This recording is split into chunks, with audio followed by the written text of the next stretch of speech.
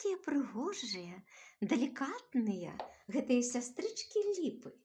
Не пераставалі захапляцца шляхетныя каштаны на вуліцы Ажэшкі, паглядаючы на юных суседак.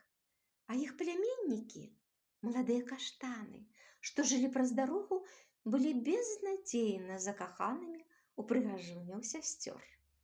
Яны ж і насамрэч, красуні, былі заўсёды сумнымі, бо не маглі адвесці вачэй ад ганаровых ясакараў, што вылучаліся не тутэйшым хараством між іншых дрэваў і здаўна жылі ля гараднічанкі ў скверы Жылібера, а тыя, нібы нарцыс з антычнага міфа, былі закаханымі толькі ў сябе.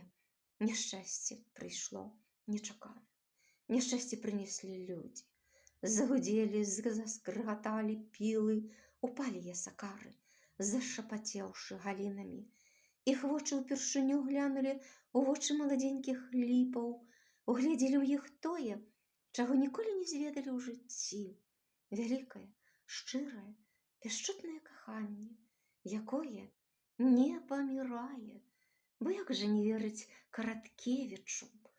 Ён ведаў пра каханне ўсё, калі памірае каханне.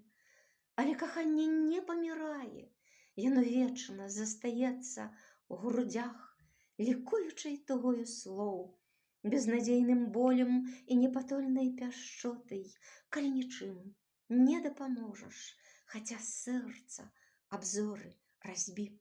Каханне не памірае, паміраюць ад кахання. Крывавым болем напоўніліся сэрцы маладых ліпаў.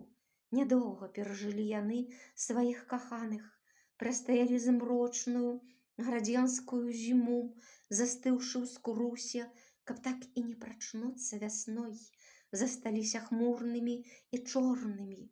І маладыя каштаны, якія ўжо пачалі былі выпускаць да жыцця са сваіх галінаў зялёныя лісточкі, засохлі ад нечаканай страты.